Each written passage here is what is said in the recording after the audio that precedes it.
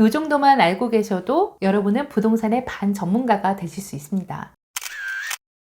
안녕하세요. 집 보여주는 여자입니다. 오늘은 여러분들에게 부동산을 분석하는 데 있어서 가장 중요하게 활용되는 주요 지표 4가지에 대해서 알려드릴까 해요. 첫 번째는 시장 강도, 또 매매 지수라고 하죠. 두 번째는 거래량, 세 번째는 수요 입주, 네 번째는 미분양입니다. 이 4가지 지표는 제가 특히 어느 지역을 분석할 때 가장 유용하게 활용하는 지표이기도 한데요.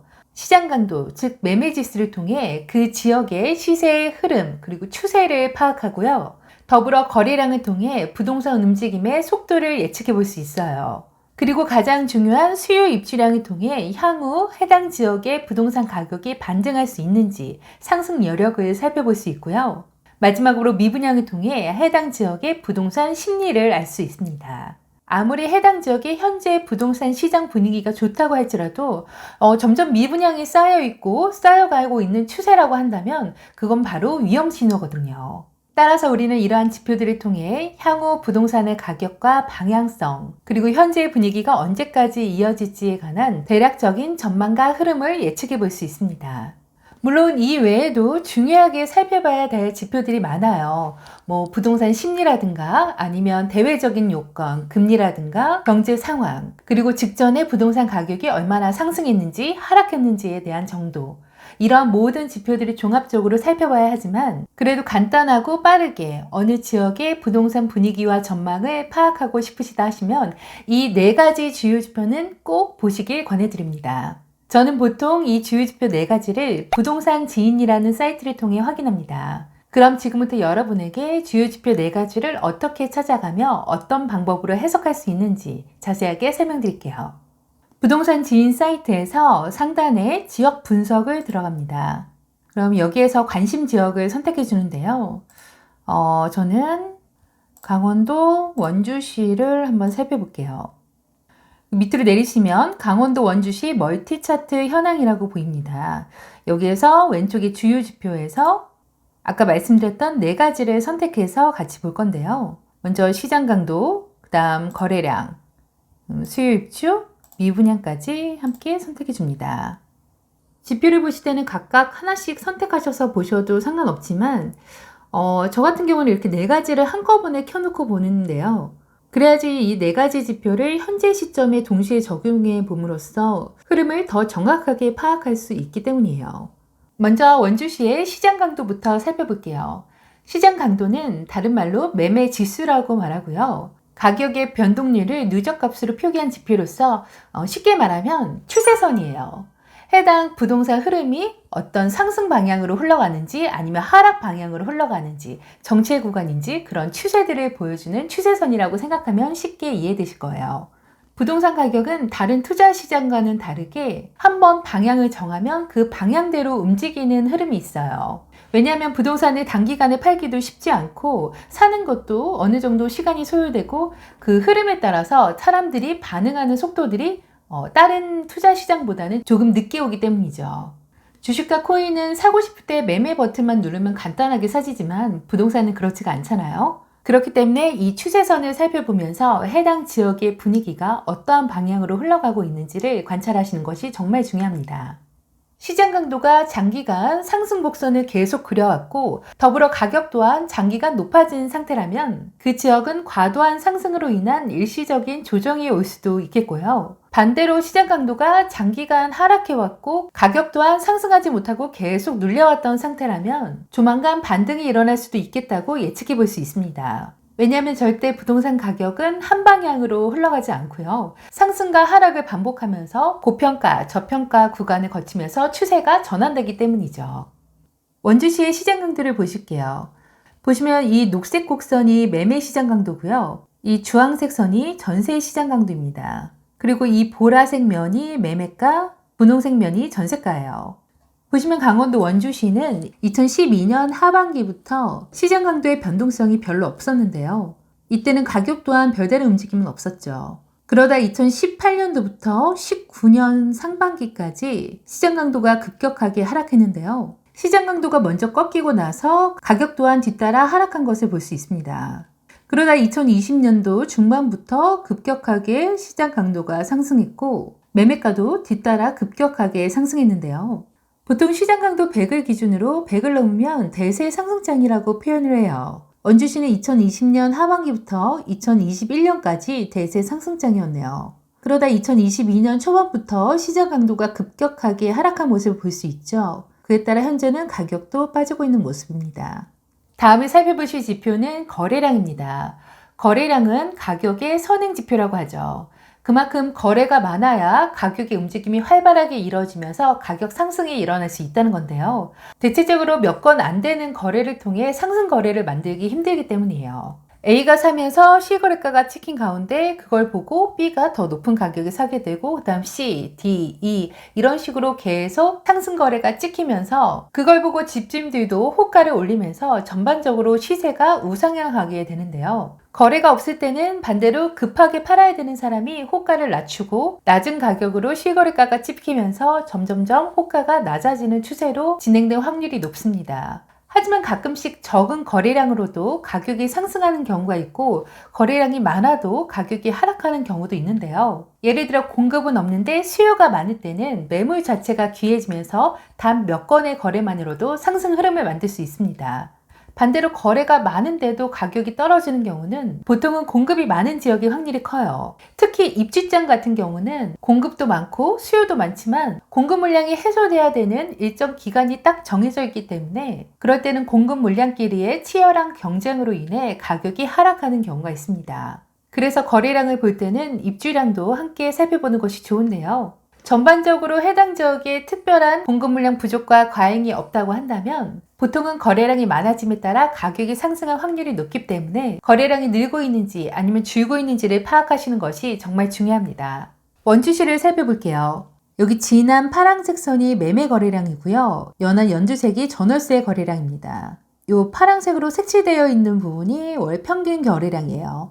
그래서 월 평균보다 높으면 거래량이 많다는 거고 월 평균보다 낮으면 거래량이 적다는 겁니다. 시장 강도가 별다른 움직임이 없었을 때 거래량도 보시면 이렇게 튀는 구간이 없죠. 거래량도 월 평균 거래량과 비슷하게 움직이는 모습을 보였고요. 이거 보시면 2019년도 시장 강도가 급격하게 하락했을 때 거래량을 보시면 여기 파란색 서 보이죠. 월 평균 거래량 대비 급격하게 거래량도 줄었던 모습을 보실 수 있습니다. 이만큼 부동산 시장의 참여자가 줄어듦에 따라서 시장 강도도 급격하게 하락하고 이에 따라 가격 하락도 이루어진 모습을 볼 수 있습니다. 반대로 2020년도 하반기 시장 강도가 급격하게 상승한 구간을 보시면요. 거래량 또한 갑자기 이렇게 증가한 것을 보이죠. 특히나 이때는 지방의 유동성이 함께 들어오면서 외진 거래량과 투자 수요가 늘어남에 따라 이렇게 평균 대비 높은 거래량을 보였습니다. 현재는 2021년 하반기부터 거래량이 급격하게 감소하면서 거래가 잘 이루어지지 않는 모습입니다. 다음으로 수요 입주량을 보실게요. 수요 입주량은 시장의 주요 지표 4가지 중에서 가장 중요하게 살펴봐야 할 지표입니다. 왜냐하면 가격의 전망을 직관적으로 나타내주는 지표이기 때문이죠.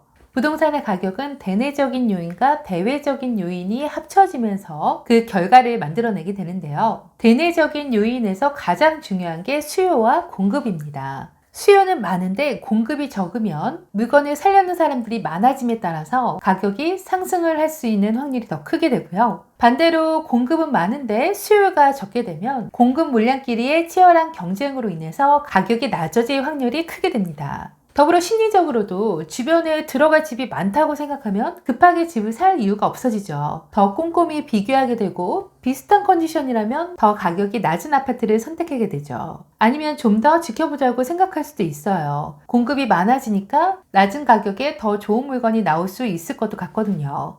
반대로 공급이 적을 때에는 살려는 사람은 많은데 살 수 있는 물건이 적어지니까 마음이 조급하게 되죠. 따라서 수요 입주량은 매수 심리에도 크게 영향을 줍니다. 원주시의 수요 입주량을 한번 살펴볼게요. 이 빨간색 선이 연별 수요량이고요. 이 하늘색 선으로 된 부분이 연별 입주량입니다. 이 녹색 기둥은 월별 입주량을 말합니다. 전체적으로 이 빨간색 선 대비 위에 있으면 공급량이 많은 거고 아래에 있으면 공급량이 적다고 생각하시면 돼요. 보시면 원주시는 시장 강도와 거래량이 많이 하락했던 2018년도와 19년도의 입주량을 보시면 입주 물량이 상당히 많았죠. 이때 원주시에서는 기업 도시의 단기간 입주 물량이 굉장히 많았었는데요. 여러 아파트들이 한 달 간격으로 계속 입주를 하고 있는 상황이었어요. 연별 수요량이 1,700세대 정도인데 반해 이때 당시 기업 도시에 12,000세대의 물량이 한꺼번에 한 달 간격으로 입주하는 시기였어요. 그러다 보니 과도한 입주 물량으로 인해 시장 강도는 하락 추세로 변환됐고 더불어 거래량도 받쳐주지 못하니까 가격이 크게 하락할 수밖에 없었죠. 이때 기업 도시에 마이너스 프리미엄도 많이 붙은 때였죠.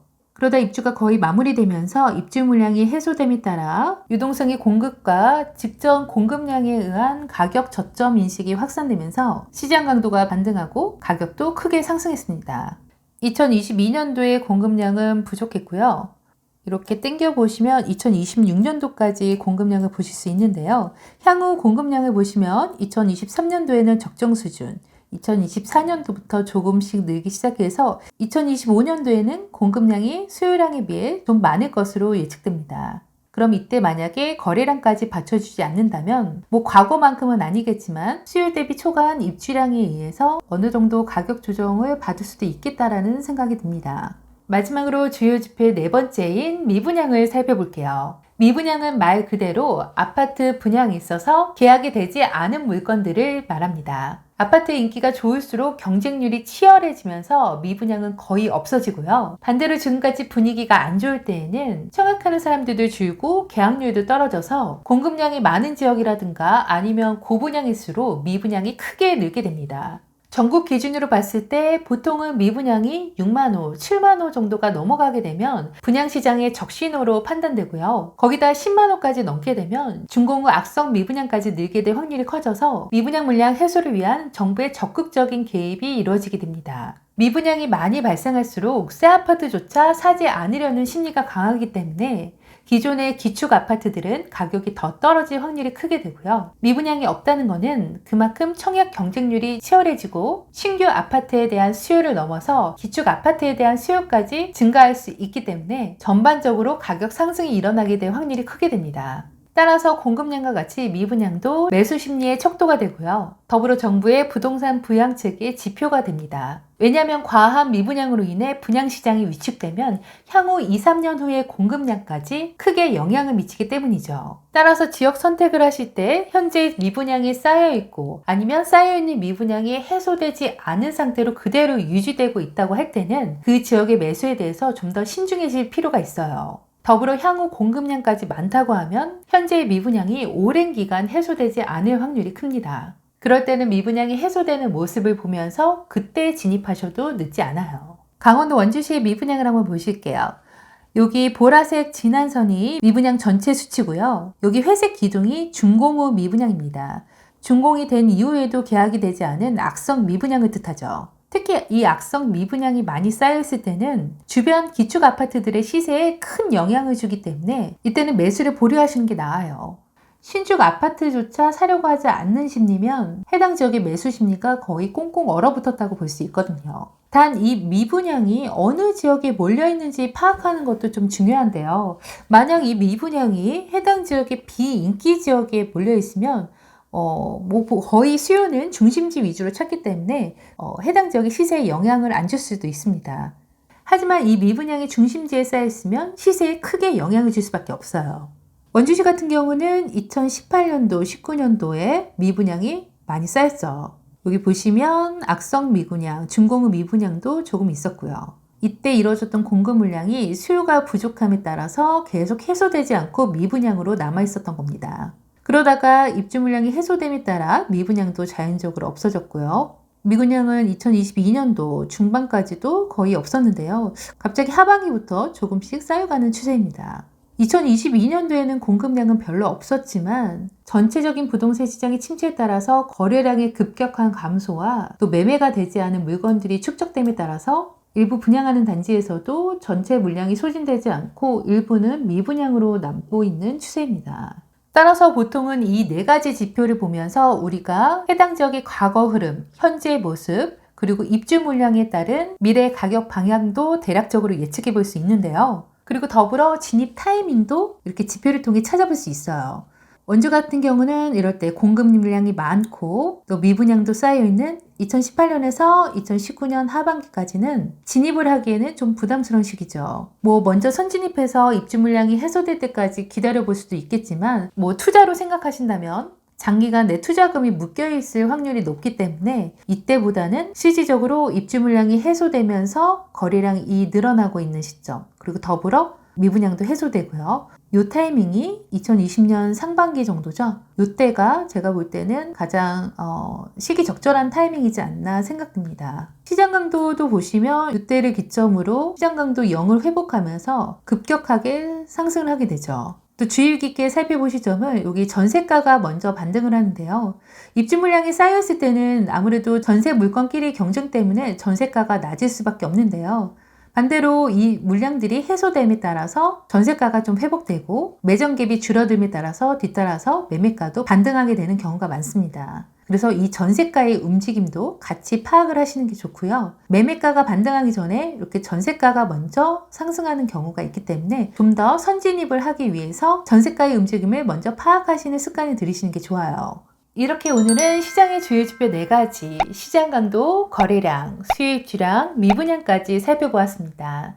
이 4가지 지표 외에도 살펴봐야 될 지표들이 수두룩하게 많지만 그래도 이 4가지만 확실하게 보셔도 해당 지역의 전반적인 흐름을 살펴볼 수 있고요. 그리고 내가 진입할 시점을 잘못 판단하는 오류를 크게 줄여주니까요. 이 정도만 알고 계셔도 여러분은 부동산의 반전문가가 되실 수 있습니다. 여러분의 잃지 않는 투자, 성공 투자를 기원하며 오늘 내용도 조금이라도 도움이 되셨다면 구독과 좋아요 부탁드릴게요. 지금까지 집 보여주는 여자였습니다.